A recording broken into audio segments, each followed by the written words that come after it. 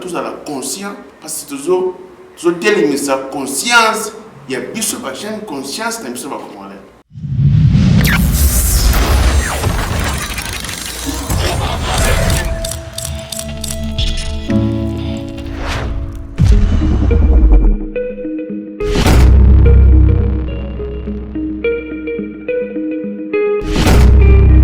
Peuple à se sentir qu'à déplacer à que nous comme protection. Il s'est possible opportunité à travers l'image, tout mais un peu comme c'est la bino message, tout le problème où ils ont dérangé peuple.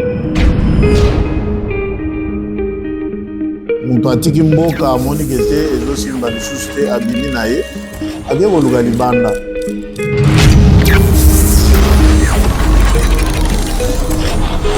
Si l'IDPS n'avait pas joué, n'avait pas infiltré l'infiltration, on n'allait pas aboutir à ce que nous avons joué. C'est ça le problème. Mais Kagame veut la continuité du massacre. Il veut la continuité de pillage de nos ressources. Pour quelle raison Kagame va stopper les pillages?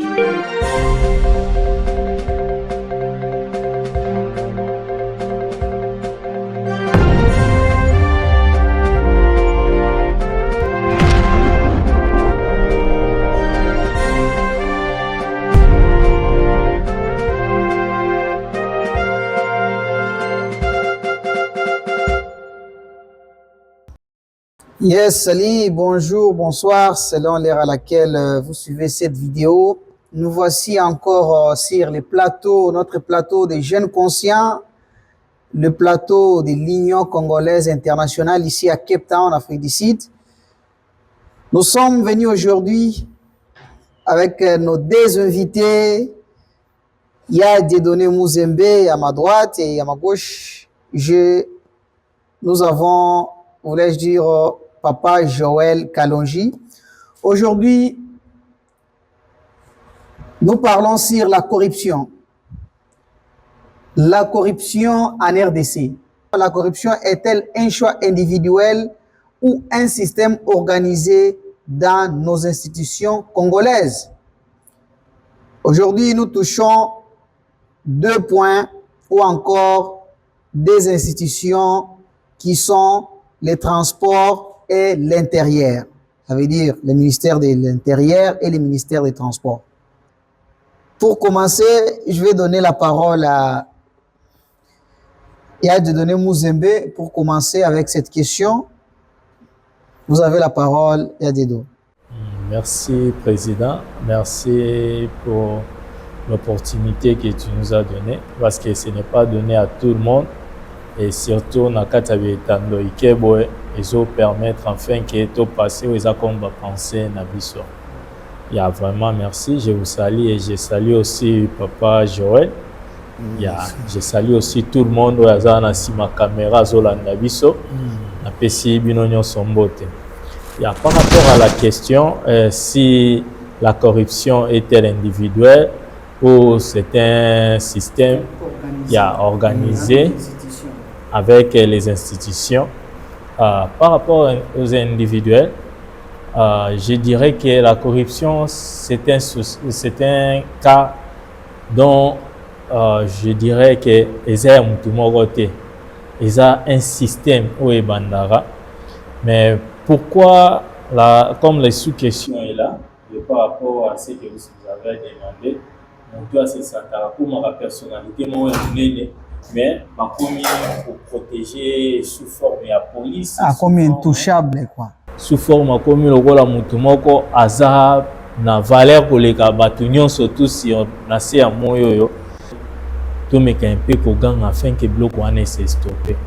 Il y a bloc en haut, ils ont permettre que basa la oignon sobalingi, basa la oignon tout ba moni ba koki ko sala parce que baza na ba puissance mo boito baza na opportunité to baza na quelque chose o bango ba tie bango ils ont permettre bisoter tous à la loi doit respecter loi te par rapport à kokende encore deep pour na yango na koki koloba ete imaginez moto azalaki simple moto une fois comme star akomi na bato ebele et ayebani na ba ministre, ayebani na ba député, ayebani na ba président et mutu wana komi intouchable. Nino ezokomisa ye intouchable. Eza influence oyo aza na yango, eza bato oyo bato wana baza ko associé to bato oyo yazomona lokola ba parapluie na ye ne bazokomisa ye bongo. Je dirais que ça système oyo ebandaki déjà dès avant, parce que ce sont des gens oyo ba amené en haut. Les intouchables, ce n'est pas seulement des mots, mais ça groupe ya bato basangani bazobanga ba intérêt na bango ezala touché. Et ces gens-là va créer quelque chose sous forme ya système où ils permettent mutu nyonso azokoma na bango azosolola na bango bazokotisa directement à kati ya système wana. Parce que au moins mutu azalaki simple, mais une fois commis ministre il pas koti na rang ya intouchable. Cela veut dire à kuti système déjà zalaki ye ami kotisi juste na kati. Ezalaka vraiment choix individuel te na weyoloba, parce que ça soki mutu aye na moko eza na loi to ake parti placement bo kuti ba loi déjà établi à respecter ba loi. Mais une fois la personne aye na place aux lois ezate akuti système bo déjà ezala instauré déjà et la personne a ordinana kati. Il y a vraiment, il y a même des auteurs qui disent que l'homme est né bon, c'est la société qui les rend mauvaises. Donc d'une autre part, il y a que mutu abotamara déjà naturellement bon, azane malam, mais une fois influencé na quatre système wana les eaux permettre y à côté à côté ba avantage to ba désavantage il y a système wana. Donc pour moi c'est système les eaux ça là que mutu wana zala intouchable, mutu wana vivre pour akuti na quatre système wana, mais ce qui a akuti système t et la personne va respecter les locaux normes où il y a akuti.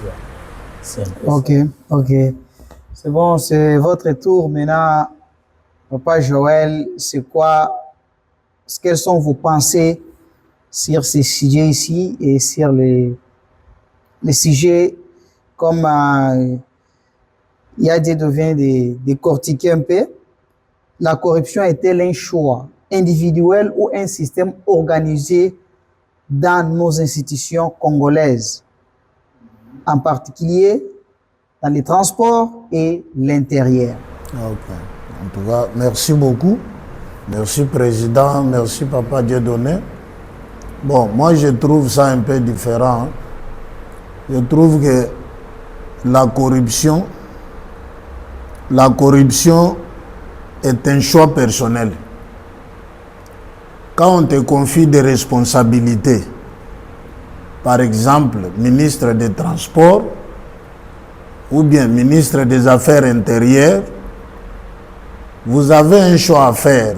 Vous trouvez là, il y a les règlements d'ordre intérieur et puis il y a des disciplines qu'il faut suivre. Donc c'est d'abord un choix personnel. Il faut savoir, quand on parle du système, qui fait le système, qui établit le système, c'est toujours l'homme. L'homme qui est là, quand il vient, il y avait un ministre de l'Intérieur, parce que quand ils font la remise et reprise, il a trouvé un système. L'autre qui vient, il peut détruire le système de la corruption pour instaurer un nouveau système. Il ne voudra pas marcher dans cette même pied-là d'égalité. Donc c'est dans ce sens-là. Maintenant, au départ, c'est d'abord les choix individuels. Les choix individuels. Comme on dit, l'âme qui pêche, c'est cette âme-là qui est coupable. Ce n'est pas le système tout entier qui est coupable, c'est l'individu lui-même. Ce n'est pas que non, lui a trouvé déjà que non. Dès que tu es ministre, tu prends l'essence unique, c'est normal. Non. Donc, c'est maintenant son choix, maintenant, soit de prendre l'essence unique ou pas. Oui. Respecter le code de la route. C'est ça, c'est ce que je viens de dire, que c'est ce ministre-là, lui, qui contredit la loi, qui désobéit la loi. C'est pourquoi il y a eu des morts. Il y a eu un roulage qui voulait stopper ministre, la première ministre. Maintenant, les gardes-corps de la première ministre ont vu que non. Moutou Alinga manqué, premier ministre. Tu ne sais pas que Oyo, c'est la deuxième personnalité après le chef le chef du gouvernement. Lui peut venir à l'équipe, selon la mentalité de la mais l'agent de l'ordre, lui a fait le choix de faire obéir la loi au premier ministre. Mais est-ce que c'est le premier ministre qui conduit? C'est aussi une question. Les chauffeurs là qui conduisaient le premier ministre, est-ce que c'était le bon choix à prendre? Non. Peut-être il a peur que s'ils arrivaient en retard ou dans les embouteillages, il risque de perdre son travail. C'est pourquoi les ministres doivent avoir, dans un capital comme Kinshasa, ou partout ailleurs, on doit avoir des heures différents et des itinéraires à prendre. Même nos bureaux doivent être construits d'une manière que quand vous voulez passer, aller par exemple à la primature, vous ne pouvez pas passer par exemple à votre road ici, non? Il y a une itinéraire à prendre, une route de contour. Je suis au moins content qu'on construit une route de contour. J'ai entendu des rocades de Kinshasa, une route de contour sud-ouest. Là au moins, c'est bien quand même on va contourner comme ça. Ok, ça c'est une bonne chose. Alors, donc vous avez répondu à cette question pour dire que la corruption, ce n'est pas un système organisé, mais c'est un choix individuel. Il y a déjà dit, c'est un système organisé des institutions. Alors, pardon, je voulais ajouter quelque chose, appuyer toujours ce que j'ai dit là. Par exemple, vous êtes un général ou bien chef du régiment. Le général te poste là-bas comme chef du régiment. Chef du régiment, c'est vous qui faites la ligne des militaires. Vous alignez vos militaires, première ceinture. Vous voyez l'ennemi est là-bas, à Pick and Pay. Vous êtes ici. Le général prend l'argent, il vous donne l'ordre. Toi, chef du régiment, tu sais que l'ordre mal donné ne s'exécute pas. C'est ton choix personnel. Quand il faut désobéir ce général-là, au départ même, donner l'ordre qu'on l'abat ou bien de déséquilibrer et puis qu'on l'arrête. Dès que vous acceptez l'ordre mal donné, vous savez déjà que ce général est corrompu. Repli stratégique, 15 km. Vous repliez 15 km, l'ennemi entre la nuit. Goma est tombé. Ça c'est vraiment, une corruption de haut niveau. C'est d'abord, les gens doivent comprendre que la corruption d'abord dont on parle, c'est quoi? C'est quand vous changez l'état d'une chose, l'état original d'une chose. Vous détruisez cela, vous gâtez tout.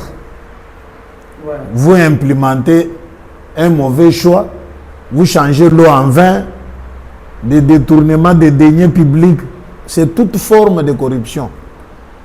Vous êtes là, au lieu de travailler pour l'intérêt général. Dès que vous êtes aux affaires, vous travaillez pour l'intérêt individuel et personnel avec tes militants. C'est une corruption, c'est ça même la haute trahison. Et aussi pour les grandes personnalités, pourquoi quand on est protégé par une grande personnalité, par une célébrité, on devient intouchable. Par exemple, ceux qui papa nangaza ministre, ceux qui maman nangaza, ceux qui terre, ceux qui nani, nous devenons intouchables par la police et par la justice. Non, on a quoi peine à boire mutu après on habite, on a laissé passer nangai, nana vignette, nana carte rose, au mutu colonel, au mutu général. Alors pourquoi tout ça? Ça n'existe qu'au Congo. C'est là où on voit ces choses-là. Mais il faut savoir une chose. C'est la maladie au ministère des Transports, de l'Intérieur, et c'est quoi? Quelque part là, il y a des erreurs aussi. Ces gens-là qui sont protégés par des personnalités ou par des institutions, peut-être qu'ils ont une protection de droit. Par exemple, c'est un fils du gouverneur, hein, un fils du président, un fils du premier ministre. Normalement, ce sont des familles dignitaires sécurisées. Et ils doivent avoir la morale de chérir ce qu'ils ont. Et quand ils tombent dans des bavures routières, reckless driving comme on appelle ici, vous tamponnez les enfants d'autrui et vous dites que non, bon, ça l'engagne. Moi, on est un colonel, par exemple. Tu vois que vous vigilez le petit peuple, les faibles. Ça, ce n'est pas acceptable. Ce n'est pas bien.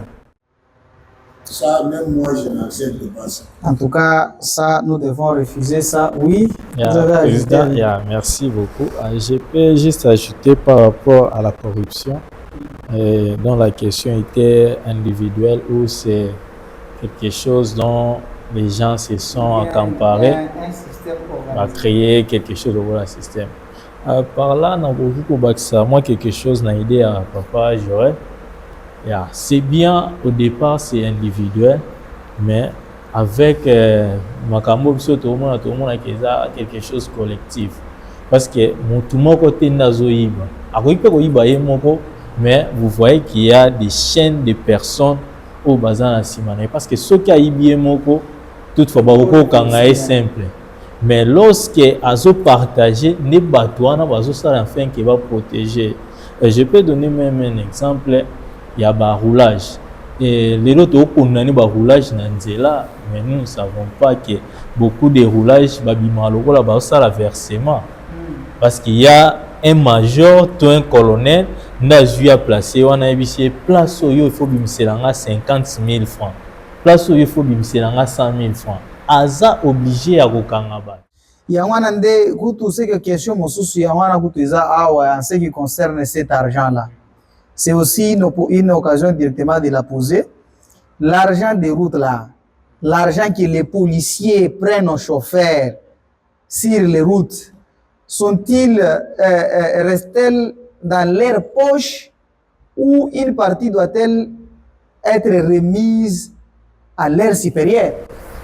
Oui, là je dirais que les gens n'ont pas besoin c'est la supérieure n'ont mais au côté on a 50 000 bazar wa ba mituka ye moko oye bisota ngoye ko kangwa lobi ke madeso bana donc aujourd'hui au moins bana na ngai faut balia ils en batu moko ba s'en charger ba pesa bango ba poste awe biso même que na peso victoire parce que victoire ils a busy awe biso que na peso bongolo parce que bongolo kuna okanga ba 207 ba tani donc ça batu mo bazo sala yango te parce que yenda lingi mais ça n'a pas imposé vie. Si je comprends bien, il y a du côté personnel et aussi du côté système organisé. Net na ba cadre wana c'est que c'est un système organisé nos dirigeants ba autorité la biso ba constitution de bazo tinda ba na corruption. Ils sont en train d'imposer les gens. Yeah, si vous voyez même il y a plein de vidéos où yozomona roulage azo déclarer que ceux qui te commis na bureau ba osengo mbongo ebele. Donc mieux vaut foutre un monde en zela a au foot à moi mukiwana. Donc cela veut dire balingi te l'état azo en parc wana mais bango comme ba organiser moi système na bango parce que cause à moi groupe il y a 5 il y a 6 personnes mais qui est au lia quand des places donc c'est quelque chose on a pas qui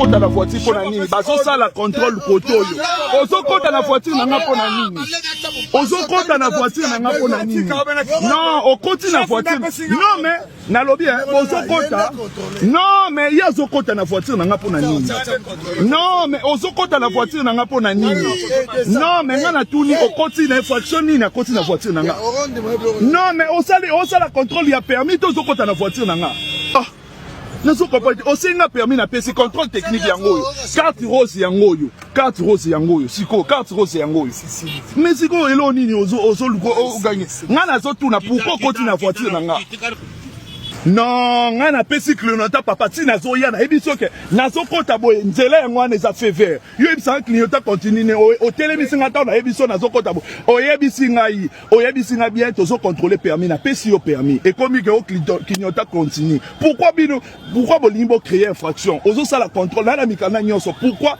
bino bolimbo créer infraction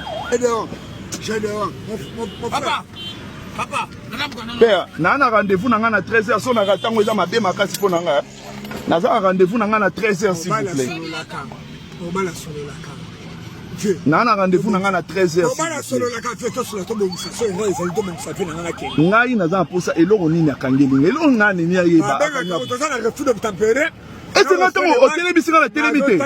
Mais respect à bandi nini na zena bandi o ngana zo kende. Mais nazo comprendre te bo expliquer nga réellement na salle infraction nini. Mikana nini o nga zangi. Oh, contrôle technique yango yo. Assurance vignette ça te. Ah, vignette nini.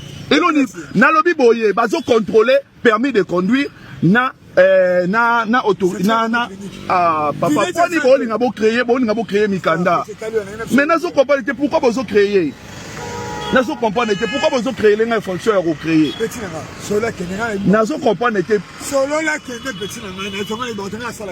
nga na lobi boye pourquoi bozo créer les infractions bon na créer combien si on a créé les bangos bref. Combien? $70. $70. Nana $20. Bah pèse ngana qui. Non, il faut pas que c'est là mikanda nanga après na pèse na pèse. Té nana $50 té. Bon mon avis numéro non. Merci.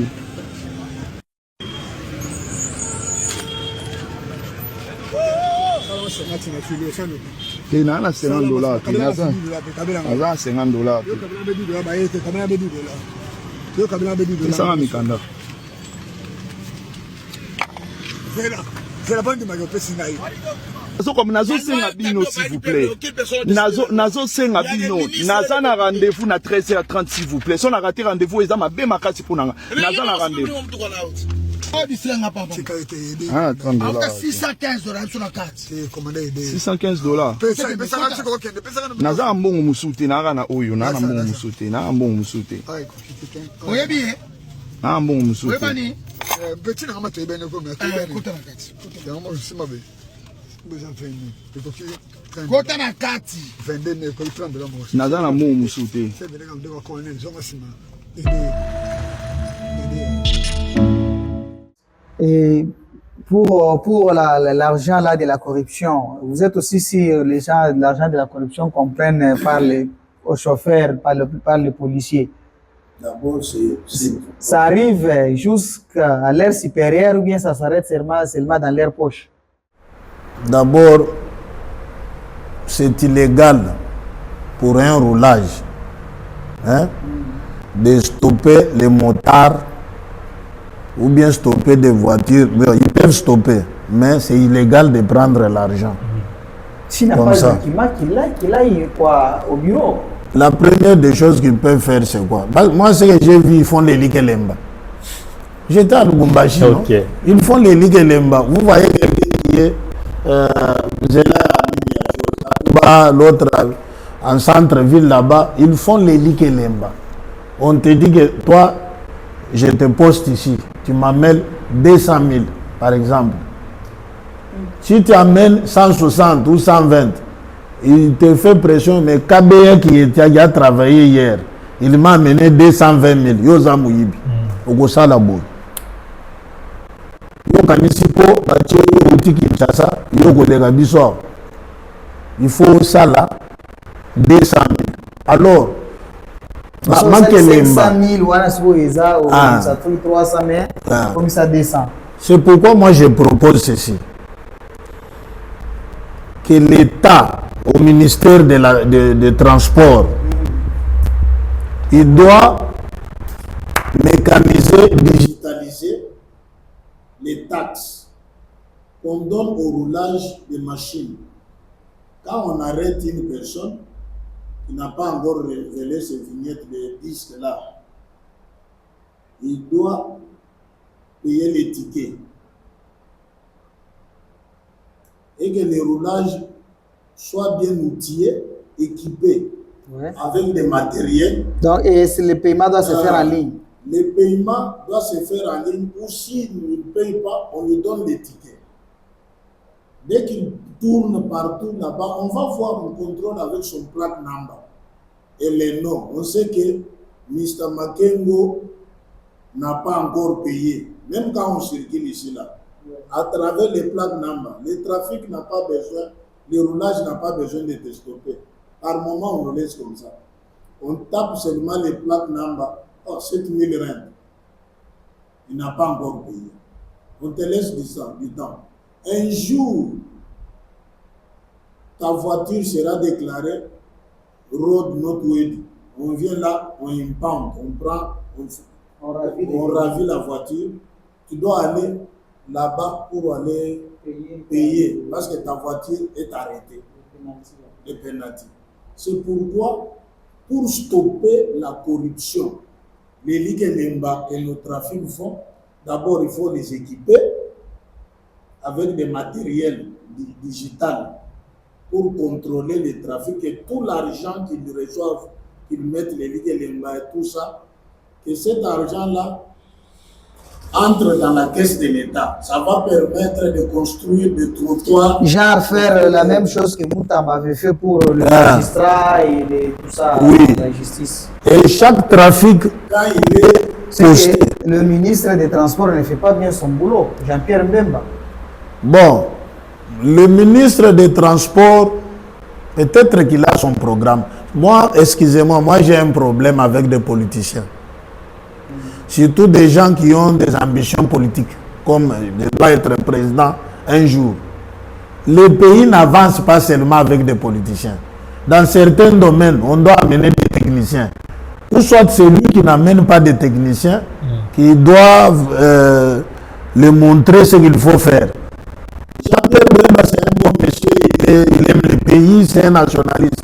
Mais le problème est pourquoi on n'améliore pas sur les plans de transport. Il part en Europe là-bas, il vient ici, il partout là-bas. Il veut vendre quoi? Le permis de conduire, seulement comme ça. Le permis de conduire, ce n'est pas quelque chose qu'on donne aux gens. C'est comme si tu distribues des sida, allez mourir. Tu viens comme ça, allez mourir. Non. Comme ici, tu dois d'abord passer. Les tests. Tu étudies d'abord les codes de la route, les signes, contrôle. Comment tu dois faire les blind spots. Tu ne crosses pas la bande seulement comme ça sans contrôler. On te montre tout ça. Il y a quelqu'un qui t'apprend. Dès que tu auras maîtrisé ça, c'est ainsi que tu vas aller à la pratique. La pratique, d'abord, tu pratiques dans une parcelle à l'intérieur, quelque part. Et puis, on va commencer à t'introduire petit à petit en route. Lorsque tu vas passer, tu vas au trafic là-bas, on te donne les LENAS qui va te prendre 2 ans. 2 ans pour être confirmé chauffeur. Bien même que tu peux conduire, mais on te donne au moins le LENAS, un apprenti. Sinon, quand quelqu'un entre comme ça, c'est pourquoi vous voyez qu'il y a beaucoup de car movers. Mais il n'y a pas de chauffeur. Sur la même ordre d'idée, je profite de cette occasion pour aussi poser cette question en ce qui concerne les conséquences mortelles. Donc, vous allez directement glisser ça. Les naufrages, donc accidents, naufrages de la route augmentent à cause de la corruption. Qui est responsable de tout ça, les naufrages des accidents? C'est les ministères ou ce sont les agents corrompus ou encore c'est nous-mêmes qui acceptons ce système? Hein? au accident ba naufrage ba nini eza ministère to eza ba agent corrompu wana to eza rabiso moko nde to ba biso to nimela ba système wana ya ko corrompre wana oyebi ata okumba te ale permis de conduire mbala moko kei pa oki otuti ocréer ba accident bato bakufi eza ministère eyebi kosala mosala nango te to eza ba agent baza corrompu to eza biso moko. La première des choses, dans le ministère. Pourquoi ministère? Parce que c'est eux qui prennent les décisions pour le peuple. D'abord, la première des choses, lorsqu'ils se sont présentés, présenter qui comme programme na transport, régulariser mais lorsque tu commis na temps on a tout commis tu peux si bonne chance et que zomeka pour respecter biloko wana te déjà faire par rapport à wana. La deuxième responsabilité est la biso au peuple parce que toutefois tu peux boya et comme l'article 64 et puis ça biso toujours mbano et après ça biso toujours o eza comme avantage to et puis si biso autorisation na biso mo ya ozwa les devant donc tokokaki pe koboya kolobaki ozoti na biso eza liwa parce que na yango tozomona ba accident bango te mutu bazokufa parce que bango baza protéger baza na banzela bazwaka des fois bazwaka nzela mobimba bawe ko protéger banda kuna ti akomi na bureau asali pas accidenté mais peuple oyo andimaki atanga na été azwaka carte wana tia na poche amitié na ye moko a danger parce que ndenge papa Joël a pesi il y a des formules oyo Afrique d'ici da plaça afin que obtenir kaka oyo eza comme licence mutu tango azwa licence ya lwa et c'est moi za na ngo eza koleka mutu aje examen d'état parce que ça tellement na pas faut que nata 10 fois ozo échouer mais okumba na nzela na Congo ba bengo pe grand chauffeur mais non aussi permis donc cela veut dire que tomitika komiko tisana kati ya liwa peuple quel que soit o eloko ba présenter comme logo la permis de conduire mais toutefois aux en temps ya yo lisusu ya kotanga makasi enfin o apprendre nzela ils ont ba signe mususu driver azokumba to chauffeur azokumba pendant 20 ans mais signe wana ayebi yango te. Alors c'est la faute ya ministère bazotia ba signe na banzela te toni ni potala o cortège présidentiel kendo sala accident na nzela ya Kalamba Mbuji wana na nzela mobimba boye to yeba te ezana ba combien de bandes ezoyebana te basinyo eza te ya keno awa courbir eza awa yongana basali accident mituka tout tala ndenge ba mituka basali accident ata mutuka moko to ebiki te osandi pena keno ba sénateur na Jean Tshisekedi bango tout mokonzi ya aner na mutuka na tout o ya ba santé wana bango tout c'est pour donc ministère paysan eza pena rôle ya makasi ya transport il faut so bosali banzela bo tracer yango bien et puis bosali de sorte que ba signe nyonso ezala wana et ba driver nyonso ba yeba ko tanga nzela poko kende kaka aveuglement boite nzela ezala na ba signe il faut communiquer na nzela te ndenge ba tie signe wana place na seke ça veut dire que place au courbir eza ata soki mutu eza liboso na ko doubler mutu ka oyo te poso na overtake yango nazo mona liboso wana te blind zone donc ba blind na kena ozo mona te siko ba signe eza te faut mususu eza ba ministère pe ya transport vraiment président place wana aux en raison ya on a boy ko tia charge union tout kaka na ministère na PCP charge ndamu pe na peuple faut atanga nzela makasi et le vrai problème est que muto batie na ministère ya transport est-ce que ça du domaine est-ce qu'il y a est-ce qu'il y a même que se renseigner militaire azali na ministère de défense ato surtout imbala mo et toutefois il y a aussi des cours qui se donnent même si aux qui na comment dire autant qui option na teto aux qui vraiment na base te ya eloko wana mais il faut komi yango il faut ça l'effort oui ba yango le moni avec Didier Bidimbo à sala hydrocarbures mais à se présenter qui a sala on des semaines et le problème c'est quoi avec le Congo les gens quand on a vu poste il y a fani na bureau abosana ke poste eza charge siko charge ba na ningo mona ministère wana avis na yo pour na ministre ya oyo aza na transport est-ce que aza compétent ou pas pour na compétence pour na tonga banzela des fois eza été mais parce que il faut que ba qu'ils en a part des choses tokoki koloba te que c'est lui oye nde mutachaka ba oyo eza comme ba signaux ba nini eza na ba nazo wana pe on peut dire ceci awa tolobela makambo ya transport na intérieur. Ok. Alors pour le ministère de l'Intérieur est-ce que mon asa compétent ou incompétent compétence exacte par rapport à wana parce que ceux qui n'ont beaucoup qu'à régulariser aux accords de transport en commun c'est déjà un échec parce que les peuples ont souffert dans l'état du transport. Banzela mituka exacte, train exacte, avion coûte n'en parlons pas. Yo zo voyager mais programme et longo ya yo et commandé il y a agence à avion il faut ceux qui vont voyager vendredi. Mais yo za na pour ça que voyager mercredi. Comme ils peuvent vendredi on va ceux qui va canceller ils comme lundi. Donc ceux qui peuvent vendre ils vont soins de santé sur quelque chose pareil beaucoup perdre un peu vie parce que transport exact. Bah joueur va que un match mais transport exact il va déplacer bon. Donc c'est quelque chose au ministère à ça qu'on fait.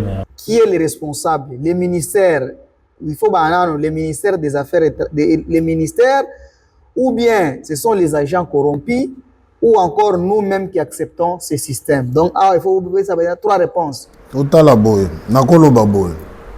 Tant que les ministères, c'est l'organe.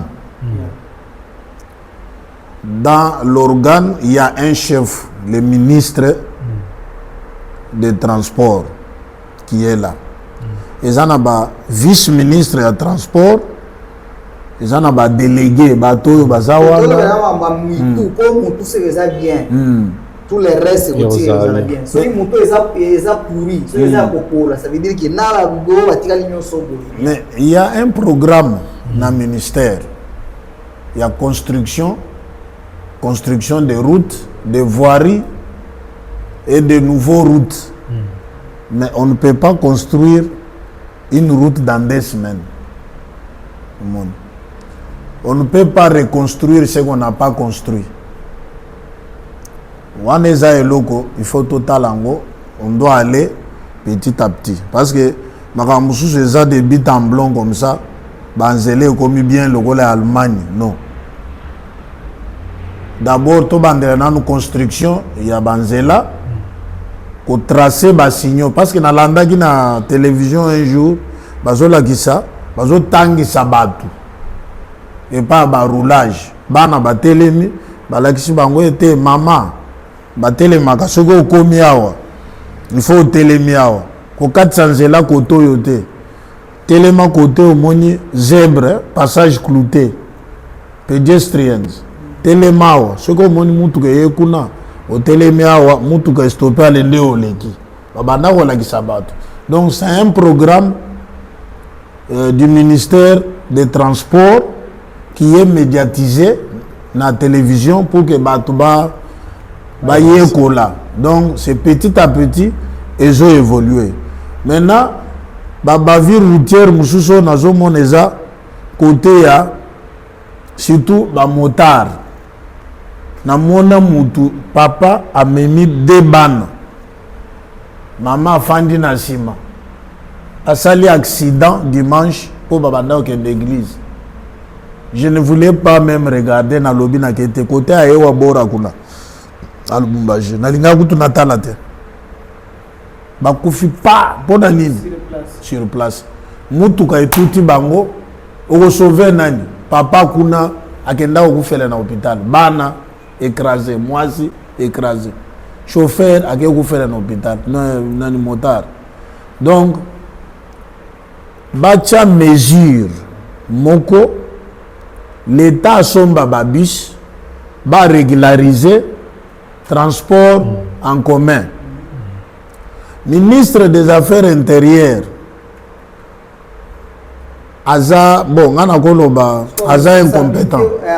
C'est que responsabilité à ministre des Affaires étrangères. Non, c'est un aza incompétent. Pourquoi?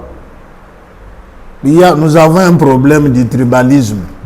Les médias, ils lancent des messages sanguinaires. Oh, botele mirabatu boye, bokata batu machette. Mais lui, en tant que ministre de l'Intérieur, il faut attendre Makambouana, Gome, Koya Kindeni. Vous savez, et ça, intérieur et sécurité, non? Il ne dit rien. Mouyaya, Patrick Mouyaya fait le rôle des fois même du ministre des Affaires intérieures.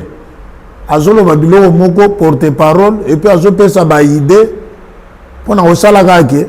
Moi j'ai dit au président Félix Tshisekedi, vous avez la volonté, un bon cœur, tout le monde quelques touches. Il y a Moussala Zosala. Il se démène, oui. Mais on ne donne pas de postes, comme un poste politique. N'est pour récompenser certaines personnes. Non. À un certain moment, à un moment donné, donne des postes, appelez même une expertise étrangère. Que non, Nache Moutoyo, bon appuyer dans le domaine Oyo.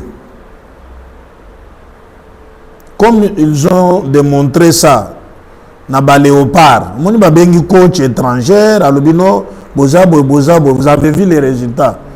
On peut appeler une expertise étrangère. Afrique du Sud a tout le monde. Nous ici, on nous a appelé pendant la Coupe du Monde, Ramp Agent, pour tout le monde a musala kuna, pour tout le French speaking, les bagosala musala place one. Ils ne voulaient que des Congolais, pas des Sud-Africains, pas des Zambiens, pas des Zimbabwéens. Les Congolais au balobaga français. Au monde. Donc, ministre wana ya intérieur, azusala musala biente. Balongola ye, bazongise na IDPS. Baluka ministre mususu ya ata ya union sacrée. Récompense wana, le temps du récompense c'est fini. C'est fini. Bacha batoyo bazana compétence. Oyebi wana eza côté na zoyebisa président de la République. Kocha mutute pour na kaka cadre géopolitique en Équateur, il faut muntu boya représenter na gouvernement. Oyo po aza combattant na nga IDP ça depuis kala, il faut atika la kaka wana. Non. Oyebi que Chabani a une part de responsabilité na chute ya Goma. Tous les renseignements, Makambo Nyonso, ministre des Affaires intérieures, Makambo Malemba Nkulu, lui ne savait pas que Goya. Azana renseignement, Azan touché na ANRT. Les deux familles qui se battent, Bana Moutoumoko. Manipulés par certains politiciens qui n'ont pas de discours politique. Ils n'ont que. Manque de discours politique, tout ça la boye, pour tout ça, pour jambon. Papa, oui, et là, Moussoussou, Ezali, na zo ibsaka président Tshisekedi. Cause la teke dans élection ya ou bien bona boy. Alongo la batwana mibale wana. Ministre de Chabani, si c'est possible que changer Jean-Pierre Bemba, que shifter na ministère Moussoussou. Ah, et vous avez dit trop, vous avez dit le ministère des Affaires et Défense. Ah, il y a un transport. Balon, vous avez dit le ministre des Affaires étrangères et intérieures. Il y a un donc, il faut faire un poste. À quoi peut m'appeler? Il faut encourager. Il faut qu'il ferme alors nos universités au Congo. Alors, oui, à moi. Elle sensibilise les jeunes, elle fait Fifi Masuka a démontré de quoi elle est capable. Au moment que vibrer, faire vibrer le gouvernement. Et ça va Fifi Masuka, et ça va j'ajoute maman Fifi Masuka parce que ça maman. Banani il dit qu'après du général, au moment jeune comme Ibrahim Kabila, Wazalendo, Kaikwamba Wagner omoni soko otali bien na koloba na peuple ayeba ko réclamer ses droits totika ko betela kaka batu maboko mokonzi tout à Kinshasa j'ai un problème peuple tout le monde n'est pas président mokonzi tozoliate non vous chantez pour les bourreaux bon réclamer droit na bino bakateli bino électricité mboka oyo courant ezalaka nango te mais lobi bobi malibanda bokende na bureau ya directeur ya SNEL bokende belé akosaka na lisusu te.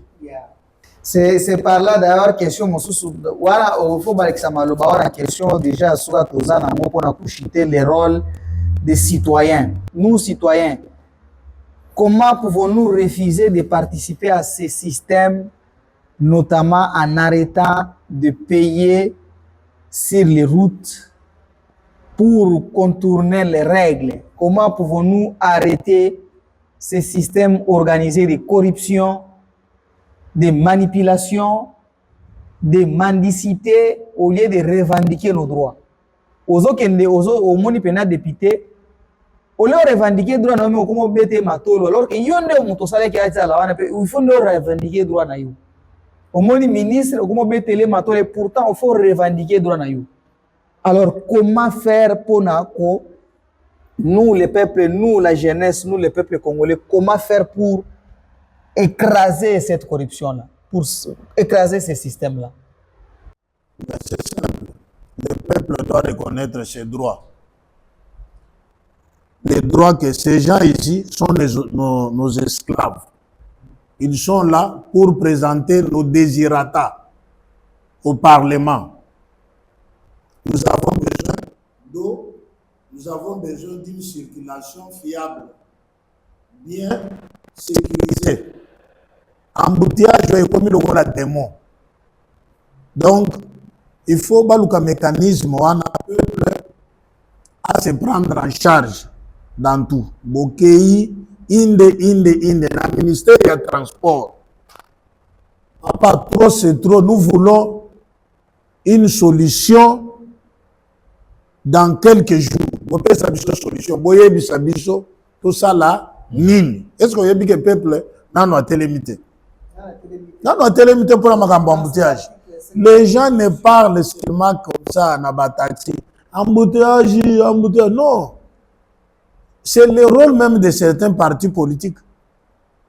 Aller en masse au ministère des Transports. Protester pour ça, va régulariser le locaux.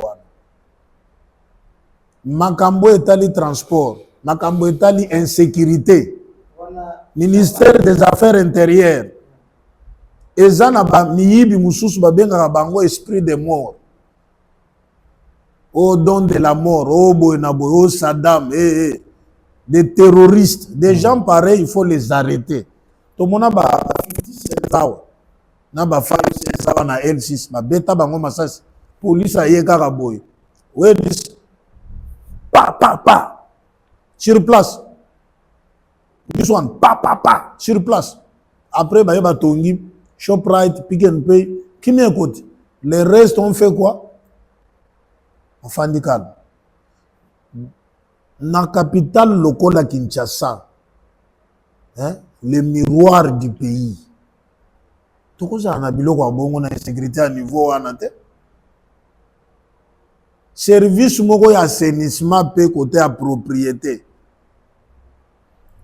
Nous sommes en santé na biso za insécurité. Total sécurité à bongo na limité. Santé nan service d'assainissement, choléra, dysenterie, typhoïde, les autres en anime.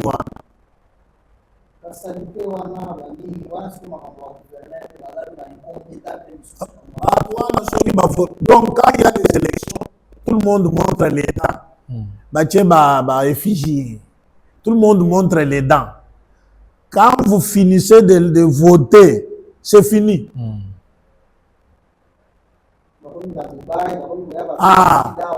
Dubaï, Turquie, Canada. Vraiment. Dubaï, Tiniki, Canada. Mouké, Tanzanie. Soins médicaux, Inde. Pour nous connaître ça, Inde. Soins médicaux, Suisse. Donc, quand même, le peuple doit se prendre en charge, papa, dans le domaine où Pour en ce qui concerne les rôles des citoyens, nous citoyens, comment pouvons-nous refuser ce système de corruption organisée? Vraiment, merci. La question, elle est tellement bonne et pertinente. Population, toutefois, Azapé n'a pas la responsabilité à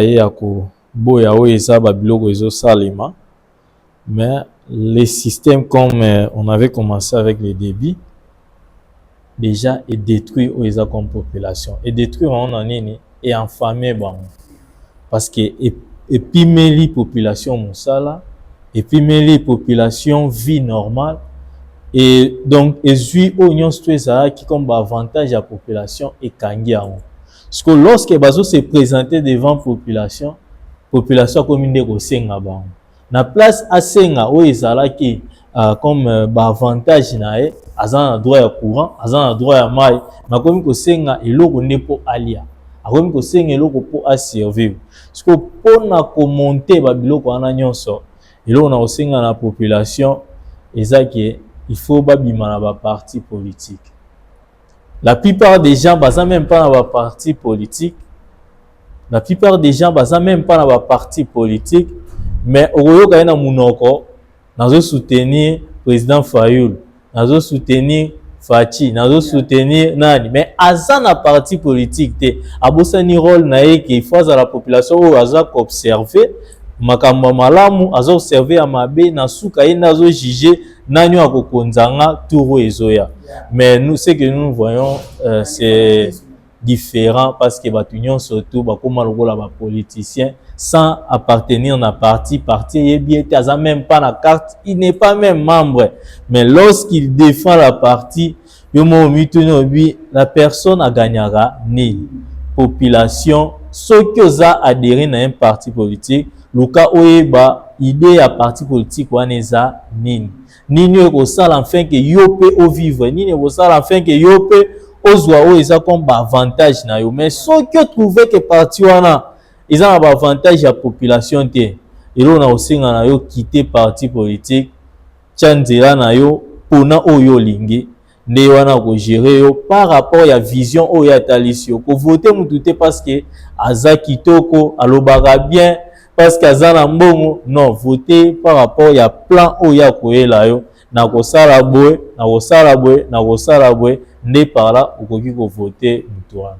Voilà, en tout cas, c'est c'est pour dire que, très chers citoyens, compatriotes, soyons très conscients, nabalit nabiso nyonso, comme la Constitution nous oblige dans l'article 64 de bien défendre les territoires nationaux, de bien défendre notre pays. Ceux qui défendre en côté, défendre en côté.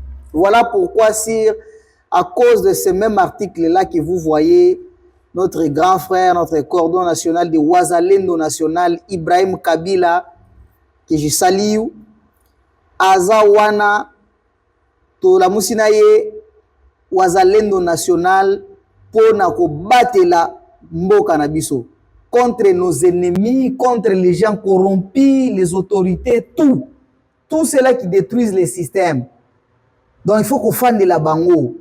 Kolakisa bango que non, trop c'est trop. To se distraire mingi, bo distraire biso mingi, bo manipuler biso mingi. Voilà pourquoi les lotos sito fandi ga boye, mutayi de pesa bimi, Claude Balanki, yewana kena goma. Oh, nous avons na de pesa comme kuna nde nini? Oh, akomi 23.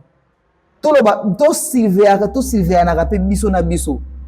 Ozana information numéro za benga Ibrahim Kabila ave makambo eza boeza na kolwezi boye na kate na Lumbashi Pointel na omona mutu moko boye na omona comprendre te ba preuve eza boye to kita wana to kanga ye to parce que les gens là qui nous tuent, les gens là qui tuent nos institutions ba mabiso ba est wana makambo belé ils ne se préoccupent pas de nos lois. Nous nous aussi, en tant que les patriotes, nous ne pouvons pas aussi, ceux qui ont fait injustice, corruption, ils ont cadré dans la loi. Ils ont fait un patriotisme, ils sont disciplinés normalement. Voilà pourquoi ils ont un message pour la paix nationale. Il faut, les patriotes, soyons sur nos gardes. Faisons à ce que l'institution a mis sur des amis et ça la moussa normal to imposer bango même ata ba président ba koya next il faut to étudier bango to est-ce que ba koya ko bongisa ou bien vont travailler pour l'ennemi, et si c'est pour l'ennemi nous allons l'air empêcher. Ça c'est maintenant ensemble avec Ibrahim Kabila to za na yewana to ko beta batutu na loi to ko ba respecter loi te to ko respecter loi na bango te ata ba 23 so ya ba salaire ba koti katanga wana ba kufi. Et puis s'il vous plaît bozu bango bokangi bango mais nanga bokanga ete nanga bobo maete po wana za cadeau na biso Ibrahim Kabila, c'est ça. Donc na proposer eloko donc yenda obete mbumana mutu na linga na proposer eloko moko na président de la République. It sound like fanatisme, mais ça fanatisme te. Ngai selonga musala o Ibrahim Kabila sala kawana. Moi j'aurais voulu que azala ministre des Affaires intérieures. Et sécurité. Parce que ce jeune homme-là a commencé à dénoncer le plan maléfique du Rwanda. Très tôt. Depuis longtemps et très tôt. Au risque de sa vie. À côté de la prison. Et puis, l'ancien président Zagina a pouvoir. Bachadari nyonso wana na ubemi naku cette kikuni ba tout zora ba dignitaire bazakina. Mais Ibrahim Kabila a eu le courage de dénoncer le plan de la balkanisation à Congo. Est-ce qu'on ne peut pas le nommer au Tchaïe ministre des Affaires intérieures? Parce que aux alakaka politiciens, comme il est de l'Union sacrée. Alors, il soutient le ministre des Affaires intérieures. Ibrahim Kabila, c'est quelqu'un qui soutient à 100% le chef de l'État, Félix Antoine Tshisekedi. Avant que toi comme état président. Avant comme état président, oui. Il n'est même pas membre de l'IDPS. Mais si vous avez grâce Koutino, si vous avez grâce Koutino, vous avez un ministre de la justice. Il y a la justice en mot. Il y a jeunesse. Comment Ibrahim Oyo. Bien même Gaza n'a posé à poste à côté. Azobunde la pays. Mais on a fait ça Ibrahim, moi conseil gratuit. Au moins, quand on a la moka, au ça plan, on a bien été si tu n'occupes pas un certain poste. Oui, c'est ça. Quand tu es aux affaires, maintenant tu vas sensibiliser bien le Wazalendo comme il se doit. Bon, bakomona yo kaka, oza mutu moko oza makila moto, oza na sang ya libérateur, oza na sang ya bokonzi. Omoni. Et charisme on a ko benga ko sensibiliser ba jeunes pour l'amour de la patrie. Maintenant, il faut aussi, ne dites pas par exemple que nazo bungela pour naza posa poste de non. Pour ça, il faut qu'il y ait parce que Bisso, Wazalendo, Bazali Banda, ou Bazaba parti politique ou bien sans parti politique. On a besoin d'un jeune comme ça, un jeune, un atome catalyseur. À quoi catalyser les jeunes, bazo s'adhérer à un mouvement pour libérer notre pays. Au monde. Donc, Chabani a sa salita naïe. Atikela par exemple, Nani. Ibrahim Kabila. Oui. C'est deux propositions. Le président avait nommé Kaboulou Mona Kaboulou. Kaboulou n'était pas de l'IDPS. Hein? Yeah. Il n'a jamais été de l'IDPS, ce n'était pas un politicien. Yeah, A telle expertise, expérience, na ancienneté à sport. Alobi na pesa papa oyo, ministère à sport. Effectivement. A tali na ses sacs. Yeah. Les particularités à Félix Tshisekedi, on a l'ingage pas na yamba. Il ne suit pas que yoza muto IDPS ou bien yoza muto ya clan au côté, non. L'expertise on a tali côté à ses sacs. Christian Bosembe, Yakana Noir, dans son intelligence. Et puis, il faut boyer Bakeno, Ibrahim Kabila, le coordonnateur à Wazalendo national. Moi, je suis le président ici à Cape Town, il y a ICI, Union Congolaise Internationale, mais il y a membre de Sousia, mouvement Nabiso na Congo, au Wazalendo national, il y a coordonnateur Ibrahim Kabila, vous avez membre. Donc, pour vous dire que Ibrahim Kabila, Nabiso doit représenter ce diaspora.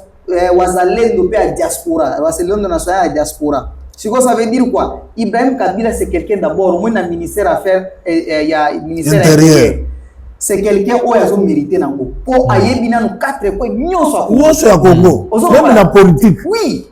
Il sait donc ayebi batutu, akoye ba pe akofana pena muto asoleli pena ya ko détecter pe et o ya étranger. Vous comprenez?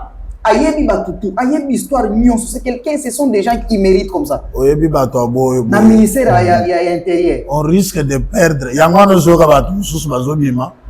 Découragement. À quel côté na M23? Oui. Alors, comment vous avez un jeune comme ça, vous autres nous conseillons vraiment au président de la République, please, ayez au moins le bon sens de faire les choses au Talarabatouba, au mériter ma place. Voilà pourquoi je vais donner son numéro ici en live. Tout celui qui veut intégrer le Wazalendo national, il n'a qu'à lui contacter à ce numéro. Et là en bas. Alors vous devez les contacter partout où vous êtes. À Kolwezi, Lubumbashi, Kasumbalesa, Djimai, Johannesburg, à l'étranger, au Congo, toutes les 26 provinces. S'il y a des informations, quoi que ce soit, réunissez les informations avec des preuves, envoyez-le lui. Donc il va aussi. Donc, les Wazalendo national vont s'installer dans toutes les provinces. Il faut organiser un voyage. Oui, il va parce qu'il y a en Afrique du Sud, la grande partie à diaspora congolaise, on bosse déjà avec lui. Donc, après. Vous allez bien sécuriser après Ramadan, à Kouyawa, dans le mois de mars ou avril, il va venir ici pour dire qu'on sensibiliser. C'est quelqu'un qui mérite. Il fait bien son boulot. Donc, surtout celui qui veut, par exemple, intégrer le FARDC. La FARDC, je veux dire, s'il n'a pas peut-être par où commencer, quoi que ce soit, numéro Wazalendo pour intégrer l'information, ils sont en train de multiplier des stratégies. Des stratégies à diviser Bisso. Bisso peut faut multiplier la stratégie pour écraser Bango, pour garder la souveraineté na Bisso, pour le développement na Bisso. D'où Wazalendo national, il faut que téléma. Ensemble avec Ibrahim Kabila, tout ça est quoi? Tout Kolonga pour défendre Mboka na Bisso. Yeah. Ceux qui n'ont pas au Baksa, moi, le colonne, vraiment, ce sont des gens au Bisso, il faut te soutenir. Yeah. Surtout population, il faut voter les mains soutenir bateau. Bateau boy, babota après un temps, tu perdras Lumumba. Donc, lorsque tu as monté à Télémi, tu perdras. Donc, ces gens de personnes comme Moutamba, il faut te protéger, force les sources. Vraiment, Ibrahim Yebake, Osayo Mogote, il y a les Wazalendo qui sont à Cape Town, qui sont à Johannesburg, qui sont partout en Afrique du Sud, pour soutenir à travers les prières, à travers tout, tout ça.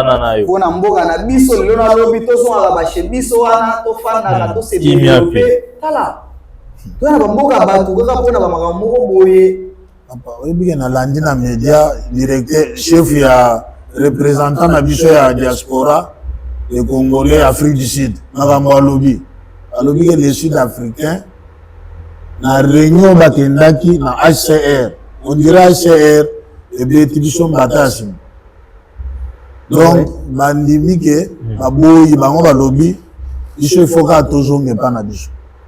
Balongola bana na biso na ba classe. Il y a un bazar business na ni a white paper, il faut commenter. Alors toko partager en pe na ba émission na biso mosusu banani mosusu pour na white paper wana il faut ba congolais ba commenter pour na ba loi oyo basi ba balingi batia wana ba confirmer ngona noté. Alors les communautés doivent commenter pour na ko évaluer ba loi wana pour na écolikaté au basala na ba 2003 banani wana ya siko et comme na green paper te. Yeah, ils ont un white paper. Il faut se commenter pour dire non, bah tout ce pays n'a pas l'article il y a Genève 51 et le bibo est constitution na bino et le bibo alors c'est impossible. Il y a beaucoup de réfugiés, beaucoup de résidence, de nationalité. Donc nous devons commenter comme ça. Il faut passer la DNA test. Donc c'est grave. Alors c'est ça. En tout cas, merci pour aujourd'hui. Merci pour aujourd'hui vraiment. Merci à nos téléspectateurs, merci à nos deux invités, nos membres de l'ICI. Merci beaucoup. Merci, en tout cas, ça nous va droit au cœur. À la prochaine encore, nous allons venir encore avec le sujet de la corruption, mais dans d'autres institutions. Aujourd'hui, nous avons parlé de la corruption dans les institutions du transport et du ministère de l'Intérieur. Chers compatriotes, soyons éveillés tout la mouka pour n'amboka na biso. Nous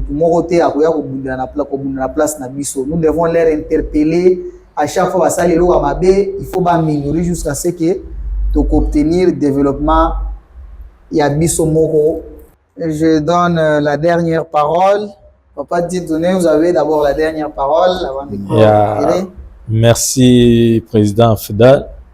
Likanisi na onde esangisi biso lisusu vraiment pour na cause ya mboka komona oza na souci ya mboka obike bandeko na nga tovanda autour d'une table tolobela na ba situation ezo marché te donc bino tout merci ici ezo zela bino pe parce que il y a toujours des places il y a adhésion oyo eza toujours vide ezo zela bino afin que boya pe bo partager ba pensée na bino. Pour lelo oya muketo ko partager à part nangai yango. Merci président. Merci beaucoup Papa Joël, vous avez la dernière parole. Yeah, merci président. Bon, je ne pense pas que c'est une dernière parole pour aujourd'hui, mais pour l'émission. Moi, je demande au ministre des Transports de penser pour acheter des appareils des avions. Parce que quitter l'Afrique du Sud pour aller au Congo, c'est un problème. Vous prenez Ethiopia Airlines, passez par l'Éthiopie très loin, vous passez d'abord le Congo. Vous arrivez à Addis Abeba pour changer l'itinéraire pour revenir encore au Congo. Donc, on nous fait souffrir pour rien. Ou bien à Kenya Airways, ce n'est pas bien. Tout ça, on a avion na biso. C'est le plus vite possible. Donc, ministère du Transport, ils ont raté Mbongo et Belé. Ba signé à na Lufthansa ou bien na Sabena. Ou bien Emirates. Ba signé na Emirates. Tala Rwanda ba signé na Emirates. Au monde. Donc, deuxième chose, en tout cas, peuple congolais, vous allez éveiller, bino bat bozana parti politique, vous êtes devenus comme des militants. Boye bagandenge ya ko réclamer ba droit na bino. Et puis bolinga pays, aimez votre pays, aimez la patrie. Ne soyez pas là seulement pour acclamer pour les bourreaux. Si il ne fait rien, vous dénoncez. Donc, les dernières paroles nanga yangwan. En tout cas, merci beaucoup. Merci encore pour l'intervention d'aujourd'hui. À la revoyance encore, nous saluons notre directeur de médias qui est derrière la caméra, Altermix.